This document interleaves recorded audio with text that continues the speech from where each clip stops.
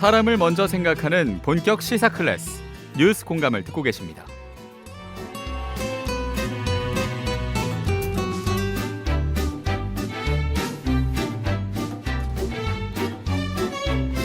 네, 윤석열 대통령을 지키겠다.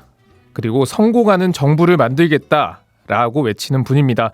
국민의힘 최고위원 후보 장해찬 후보 연결돼 있습니다. 후보님 나와 계시죠? 네, 안녕하세요. 청년 최고위원 후보 장해찬입니다. 오늘 저희가 스튜디오에 모시고 싶었는데 지금 굉장히 바쁘게 좀 여기저기 다니시고 있는 것 같아요. 지금 어디 계십니까? 네, 제가 단양과 제천을 갔다가 지금 올라가는 길이라서 부득이하게 전화로 인사드리게 됐습니다. 또 목도 많이 쉬어 있어서요. 청취자 여러분들께 양해를 좀 구하고 싶습니다. 오늘도 목소리를 높여서 많은 얘기를 하셨나 봐요. 어제가 마지막 합동 연설회였는데요. 네, 너무 뜨거운 성원을 받다 보니까 저도 목청을 있는 대로 다 쓰다 보니 어제 이후로 목이 좀 이렇게 됐네요. 네. 그러니까 연설 때마다 제가 보니까 거의 뭐 에너지를 막 있는 그대로 다 쏟아내시는 것 같던데요. 좀 현장 분위기는 좋았죠? 네, 굉장히 뜨겁고요. 모 매체에서 이제 후보별 연설 영상을 따로 올리는 곳이 하나 있는데 제가 그 모든 후보 통틀어서 저의 광주 호남 연설이 조회수가 제일 높더라고요. 아하, 네.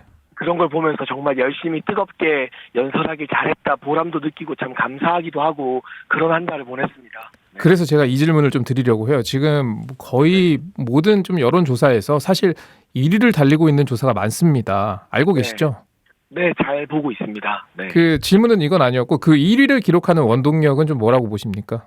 뭐 제가 그동안 방송에서 열심히 싸워온 것을 좋게 봐주시는 부분도 있겠지만 이번 전당대회가 후보 개개인의 뭐 누가 잘하고 못하고 이런 측면보다도 우리 당원분들이 이제는 제발 싸우는 거 지긋지긋하다, 분열하는 거 지긋지긋하다, 총선까지 1년 동안 윤석열 정부랑 하나가 되어서 한번 일 좀 해봐라라고 하는 대의명분에 동의해 주시는 것 같아요. 그래서 뭐 저를 뿐만 해서 최고위원 후보나 당대표 후보 중에서도 윤석열 정부와 호흡을 잘 맞출 수 있는 사람들 위주로 당심이 쏠리고 있는 것 같습니다. 네, 그래서 그 청년 최고위원이 된다면 어떤 역할을 하고 싶은지 이것만큼은 내가 이뤄내겠다 하는 좀 목표가 있으면 또 소개를 해주시죠. 네, 저는 청년 당정대 협의회를 만들고 싶은데요. 당정대 협의회? 네, 고위 당정대 협의회는 많이들 들어보셨을 텐데 네, 청년들도 지방의 청년 당원들이 활동은 하는데 내 이야기가 정부에 제대로 전달되나 이런 회의감 느끼는 분들이 굉장히 많거든요. 그래서 청년 당원들 대표와 이번 정부에서 처음 도입된 정부 부처의 청년 보좌역들 그리고 대통령실의 청년 담당하는 비서관 행정관들이 정기적으로 회의를 하면서 전국 각지 청년 당원들의 목소리를 국정 운영에 반영하는 그러한 제도를 좀 만들고 싶습니다. 네, 그것만큼은 꼭 해내겠다라고 이해를 하겠습니다. 네. 그런데 장 후보께서 지금 선두를 달리고 있어서 그런지 더 좀 공격을 많이 받고 있는 것 같아요. 네. 좀 여러 논란들이 있는 것 같은데 뭐 입장을 직접 들어보는 것도 의미가 있을 것 같아서 먼저 그 웹소설 논란 관련해서 좀 깨끗하게 사과를 했으면 될 문제 아니냐, 굳이 표현의 자유를 운운할 게 아니지 않았느냐 이런 얘기가 나오는데요. 이 부분은 좀 어떻게 보십니까? 제가 본의 아니게 염려를 끼친 뭐 특정 연예인의 팬분들에 대해서는 수차례 사과를 했고요. 다만 그 외에 웹소설 자체를 야설이라고 폄하하거나 뭔가 뭐 이걸 변태적이라는 자극적인 단어를 쓰는 것에 대해서는 작가 출신으로서 도저히 동의할 수 없기 때문에 더군다나 100% 허구인 판타지 소설을 비판하기에 앞서서 그 이준석계 후보들은 성상납 실체적 진실이 인정되어서 지금 이준석 전 대표가 무고 혐의로 기소 의견 송치되어 있는 상황 아닙니까? 그런 사람들이 어떻게 이렇게 뻔뻔하게 나오는지 이거 참 적반하장이다라는 이야기를 드리는 것이고 다시 말씀드리지만 그럼에도 불구하고 허구임에도 불구하고 어쨌거나 염려하시는 팬분들께는 제가 좀 죄송한 마음을 여러 차례 이미 표현한 바 있습니다. 네, 요 얘기는 여기 이렇게 듣고요. 그리고 또 뭐 난폭 운전을 했다. 불법 뭐 레이싱 모임 의혹도 나온다. 이게 뭐 이런 의혹도 제기가 되고 있는데 이 부분은 좀 어떤 입장이세요? 그것도 참 사실관계 확인을 하지 않고 막무가내로 지르는 것 같아요.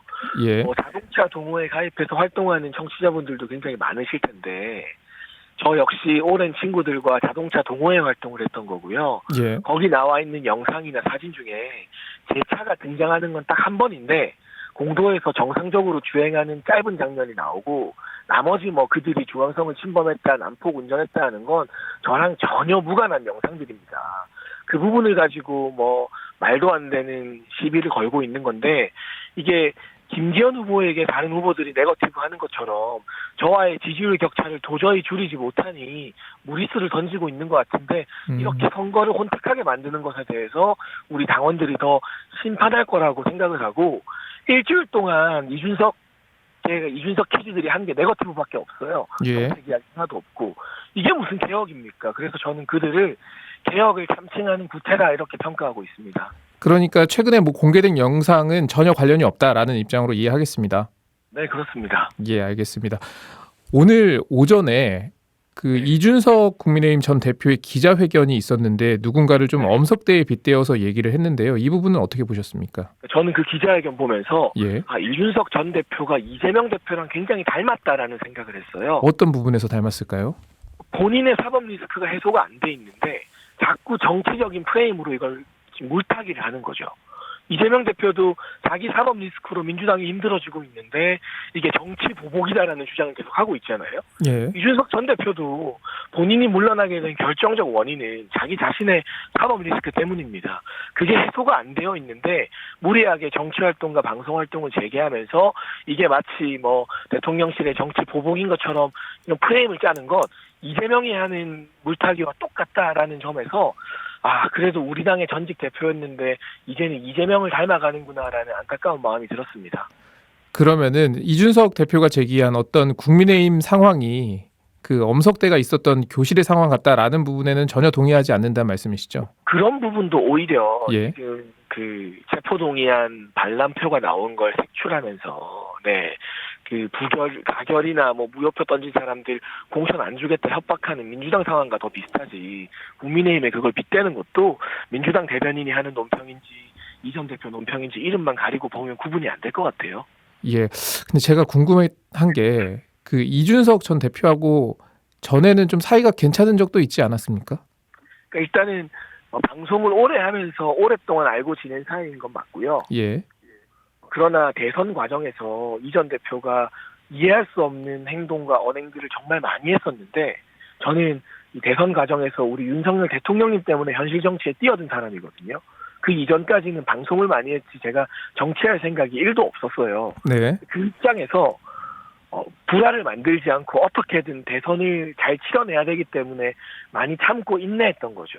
근데 저뿐만이 아니라 평소에 이 전 대표를 알았던 우리 대선 캠프의 많은 선배님들도 그와 같은 입장에서 참고 인내를 했던 것이고 그것이 이제 대선이 끝난 다음에도 지속적으로 계속되고 더 심화될 여지가 보이니까 이제 더는 참을 수 없고 정리를 해야겠다라는 정치적 결단을 하게 된 것으로 이해해 주시면 좋겠습니다.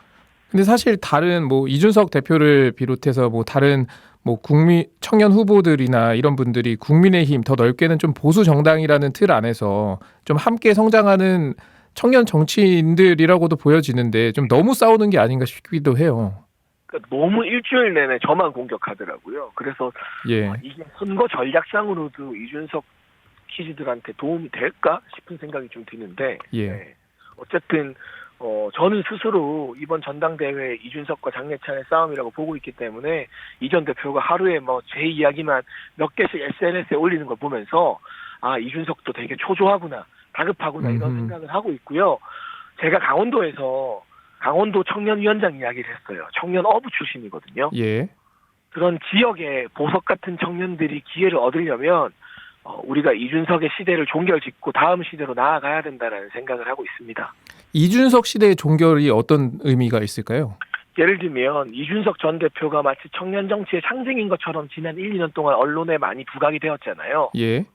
그런데 남긴 나쁜 이미지들이 있거든요. 선배 세대와 화합하지 못하고 고집불통이고 SNS로 누군가를 저격하고 막 조롱하고 비아냥거리는 게 청년 정치인가? 라는 회의감이 아마 많이 들었을 겁니다.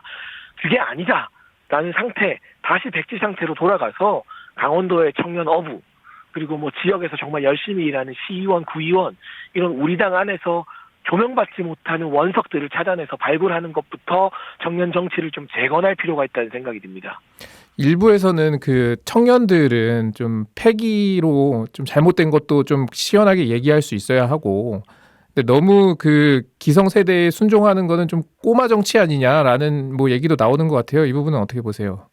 제가 정권 초에 예. 방송에서 공개적으로 네. 정호영 복지부 장관 후보자 사퇴해야 된다고 이야기했고요. 예. 박순애 사회부 총리, 교육부 장관 물러나라고 제가 공개적으로 이야기해서 뭐 기사도 많이 나고 나름대로 여기저기서 전화도 많이 받았는데 어떤 신뢰관계가 담보된 상태에서 우리가 함께 만든 정부에 대한 애정이 깔린 상태에서 그런 비판을 하는 게 패기이고 쓴소리인 거지 이 정부가 어떻게든 힘들어지길 바라는 애초에 시작부터 글러먹은 상태에서 아무 말이나 막 하는 게 패기라고는 생각하지 않습니다. 네. 이어서 당대표 선거 이야기도 좀 해보겠습니다. 지금 어떤 예상 좀 하고 계세요? 당대표 후보들 간의 경쟁은? 아주 조심스럽지만 예. 1차에서 결론이 날 거라고 조심스럽게 전망하고 있습니다. 아, 조심스럽지만 1차에서 8일에 그러니까 결론이 나온다. 네. 그 어떤 뭐 생각하시는 근거가 있을까요? 일단은 최근에 나온 여론조사를 보게 되면 격차가 좀 나오는 편이잖아요. 국민의힘 지지층에서. 그러면 이길 수 있는 후보에게 밀어주는 심리가 조금 더 발생할 가능성이 높고요. 예. 일반적인 여론조사보다 우리 국민의힘 당원 분포상으로 뭐 TK 인구라던가 고령층 인구가 좀 더 많아요.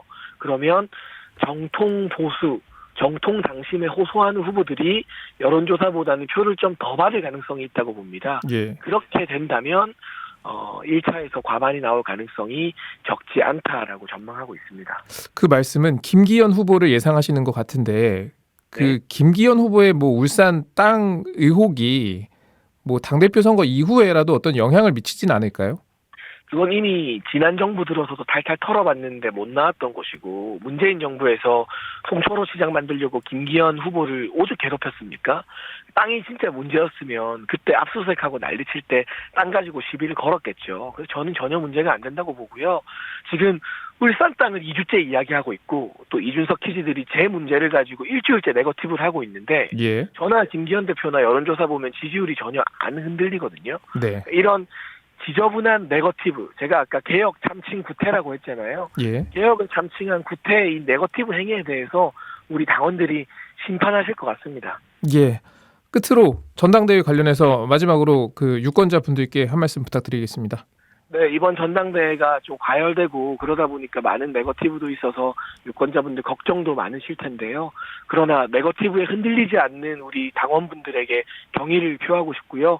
전대가 끝나고 나면 총선 승리와 정부 성공에 모든 것을 바치는 헌신하는 지도부가 되겠다라는 다짐과 약속의 말씀을 드리고 싶습니다. 네, 그 후보님 나중에는 스튜디오에서 한번 뵙겠습니다.